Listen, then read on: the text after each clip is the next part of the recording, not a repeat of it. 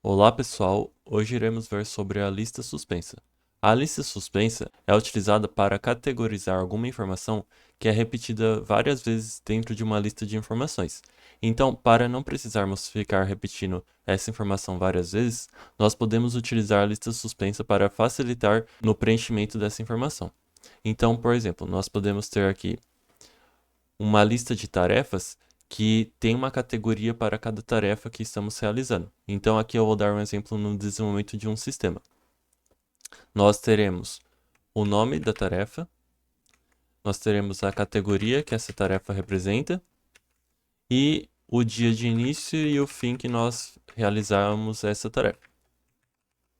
Então, pode ser que nós vamos corrigir algum bug, então correção de funcionalidade. Vamos criar uma funcionalidade nova. Vamos fazer uma melhoria. E assim por diante. Então aqui eu vou colocar isso e vou preencher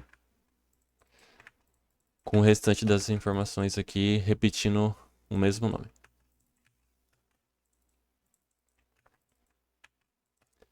Então, pode ser que essa categoria aqui de correção seja um bug, esse de criar uma funcionalidade, uma tarefa, e aqui uma melhoria. Então, nós temos essas três categorias. E aqui nós precisaríamos repetir de novo essa informação, digitando aqui bug, tarefa e melhoria. E conforme for, nós criamos as tarefas e temos que preencher essa categoria. Mas isso é uma tarefa repetitiva, então nós podemos facilitar isso criando a lista suspensa. Então nós selecionamos as três categorias que nós temos, vamos aqui em Insert e lista suspensa. Então aqui ele vai aparecer as três categorias que nós já definimos e nós podemos definir uma cor também. Por exemplo, o bug será um vermelho.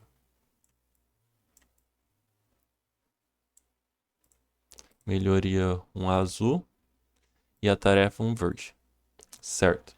Então aqui nós já temos isso, então com isso nós podemos adicionar mais uma lista suspensa nesses três e só definimos o que elas são. Então só selecionamos o que essa tarefa é. E assim fica bem mais fácil de nós preenchermos uma categoria e visualizarmos a que categoria pertence cada tarefa que nós criamos aqui. Então, por hoje é isso. Espero que gostem desse vídeo e até mais.